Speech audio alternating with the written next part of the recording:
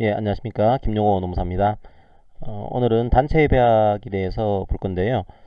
노사협의회의 합의서가 경우에 따라서는 단체 협약으로서의 성립으로 인정될 때가 있어요.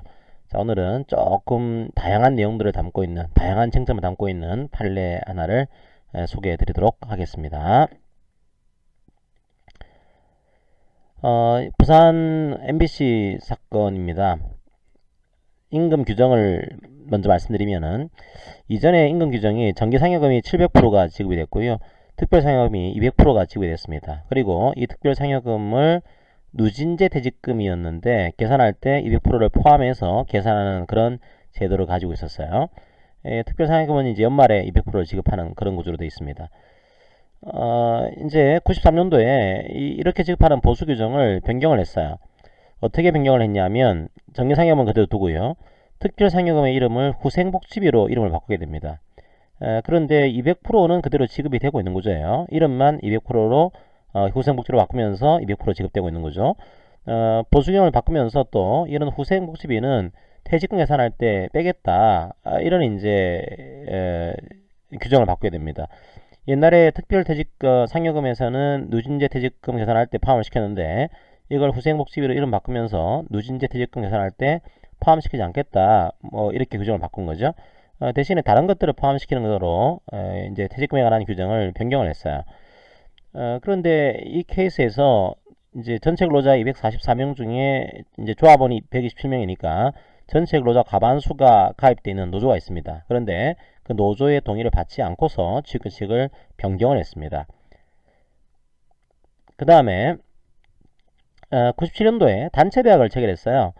단체배약에서는 명예퇴직에 관한 사항을 정해야 되는데 명예퇴직 사항은 별도의 노사협의에 따르는 것으로 하겠다라고 하는 단협을 체결했습니다. 노사협의를 개최했습니다. 잘 보시게 되면 과반수가 되는 노조가 있으면 이제 노사협의회 근로자위원도 과반수 노조의 대표와 과반수 노조가 위촉하는 사람으로 구성이 됩니다. 어쨌든 노사협의를 이제 개최를 했어요. 개최해서 노사협의회에서 합의서를 작성을 하게 됩니다. 어떻게 작성했냐면 명예퇴직금은 보수 규정에 현행 보수 규정에 따르겠다 이런 합의를 하게 돼요.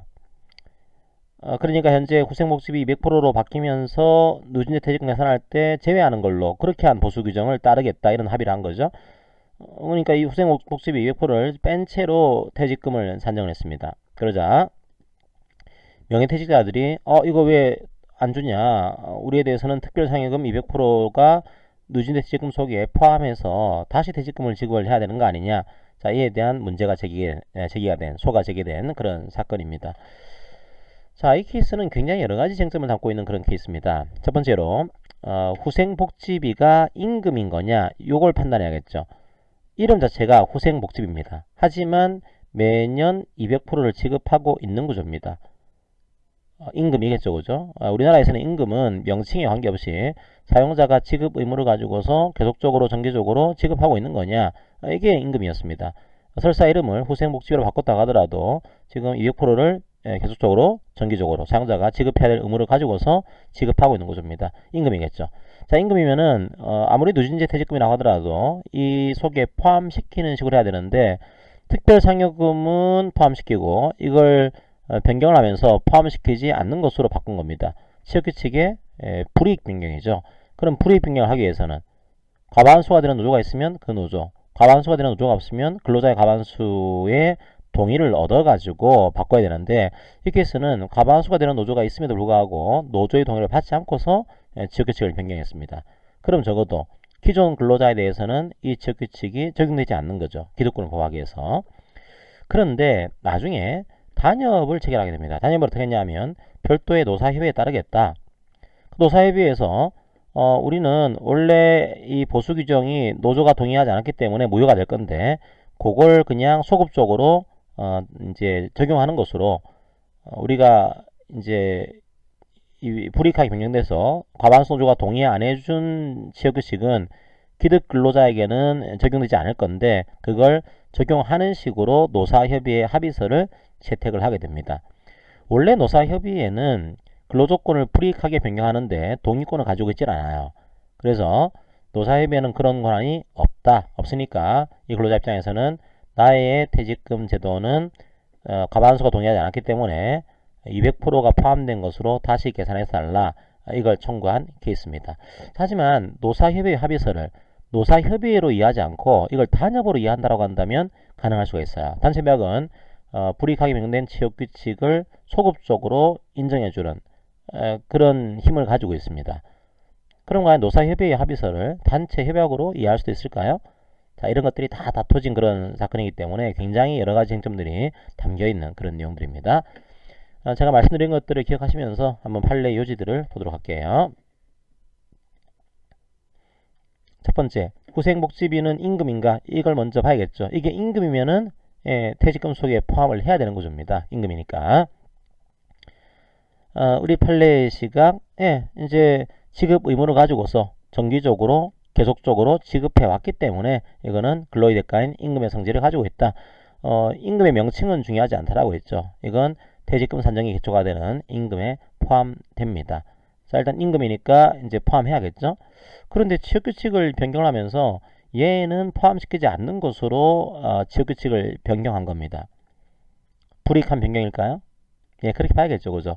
설사 다른 돈이 조금 퇴직금 속에 포함된다, 이렇게 됐다고 하더라도 기본적으로 포함해야 될 후생복지비를 포함하지 않았기 때문에 이건 근로조건이 더 유리하게 변경되었다고 보기는 어렵다. 즉 불리한 변경으로 봐야 된다. 이게 판례 뜻이에요.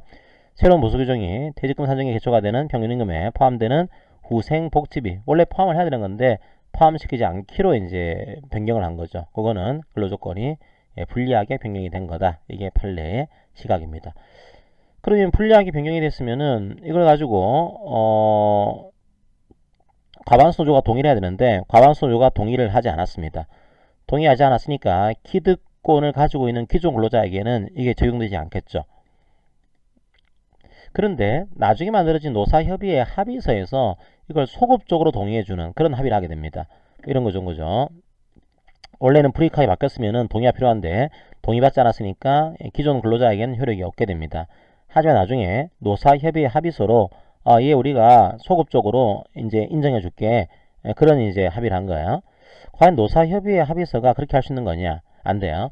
노사협의회 합의서는 원칙적으로 근로조건에 대한 불이익 변경에 대한 그런 동의권을 가지고 있지 않습니다. 더더군다나 소급적으로 동의해주겠다, 이런 그 권한을 가지고 있지는 않아요. 단지 이때 합의한 내용이 노사협의회 합의서가 아니고 단체 협약으로 이해할 수 있다고 한다면 소급적으로 동의해주는 것, 이걸 할 수가 있습니다. 그럼 노사협의회 합의서를 단체 협약으로 볼 수도 있을까요? 어떻게 봐야 될까요? 단체 협약은 그 조건이 두 가지였죠. 하나가 실질적인 조건, 노사 당사자가 단체 협약으로 할 의사를 가지고 합의를 해야 됩니다. 두 번째 형식 요건은 서면으로 작성해서 당사자 쌍방이 서명 또는 날인을 해야 돼요. 근데 여기서 서면의 표제어는 중요하지 않다라고 했습니다. 이게 임금협정이건 뭐 노사협정이건 이런 게 중요하지는 않다라고 했어요. 그럼 여기서 말하는 노사협의회는 어떻게 봐야 될까요? 단협에서 위임을 해준 거죠. 그리고 노사협의회 근로자위원들도 다 노조가 위촉을 하고 있는 겁니다. 이 내용들은 단순한 노사협의회 합의서가 아니고 단협으로 할 의사를 가지고서 서로 간에 합의한 거구나, 인정이 되죠. 그죠? 두 번째로 서면으로 작성했습니다. 노사 대표자가 서명 또는 날인했습니다. 표제어는 중요하지 않습니다. 그러니까 노사협의회 합의서라고 하는 표제를 가지고 있다고 하더라도 이건 단협으로 이해할 수 있다. 이게 우리 판례의 내용인 거죠. 한번 볼까요? 이게 설사 노사협의회에서 이게 작성이 됐다고 하더라도 이 합의가 당사자 쌍방이 단협으로 할 의사로 합의해서 문서로 작성해서 쌍방 대표자가 서명 또는 날인을 하는 등으로 단협의 실질적인 형식적인 요건을 갖췄다면 이건 단체 협약이라고 봐야 된다. 이렇게 보게 됩니다. 이건 여러분들이 주의하셔야 돼요. 일반적으로 노사협의 합의서는 단체 협약이 아닙니다. 하지만 단체 협약의 실질 요건, 형식 요건을 갖추고 있으면 경우에 따라서는 단체 협약으로서의 성질을 인정하는 경우가 있다. 자, 요거는 반드시 기억을 하셔야겠죠. 그러면 단협으로서는 소급적인 동의가 가능합니다. 자, 단체 협약에 대해서는 원래는 이제 근로자에게 불이익하게 변경되게 되면 동의가 필요한데 동의를 얻지 않았어요. 그러면 기득이익을 침해받게 되는 기존의 근로자에 대해서는 예, 종전의 퇴직금 조항을 적용을 해야겠죠. 자, 하지만 노동조합이 단체 협약을 체결해서 우리는 그냥 바뀐 퇴직금 조항을 따르겠다. 이런 단협을 체결한 경우에는 예, 그 기존 근로자에 대해서도 바뀐 퇴직금 조항을 적용해야 된다. 이런 태도를 가지게 됩니다. 설사 우리가 원래는 동의 안 해주게 되면 이 퇴직금 조항이 효력이 없는 건데 이걸 뭐 알았는지 몰랐는지 관계없이 소급적 동의를 인정해 주겠습니다. 이게 판례의 시각이 되어 있습니다. 상당히 여러가지 논점을 담고 있는 그런 판례죠. 이제 하급심 판결에서는 그렇게 보지는 않았어요. 이 케이스를 노사협의회 합의서는 근로조건에 대한 불리한 변경을 소급적으로 동의해줄 권한을 가지고 있지 않다. 맞죠, 그죠? 노사협의회 합의서는 그런 권한을 가지고 있지 않아요. 하지만 이 노사협의회 합의서를 단체 협약으로 이해한다라고 한다면 그럴 수가 있습니다. 그럴 수 있기 때문에 이 케이스는 후생복지비 200%가 퇴직금 속에 포함되지 않는 그 내용 거기에 대해서 단협으로 소급적으로 동의해 준 것으로 판례가 이해를 하게 돼요.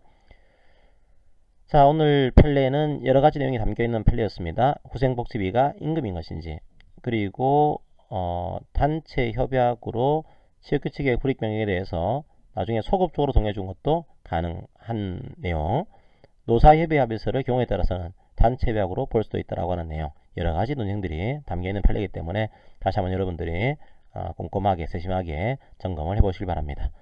자, 오늘 강의는 이것으로 마무리하겠습니다. 감사합니다.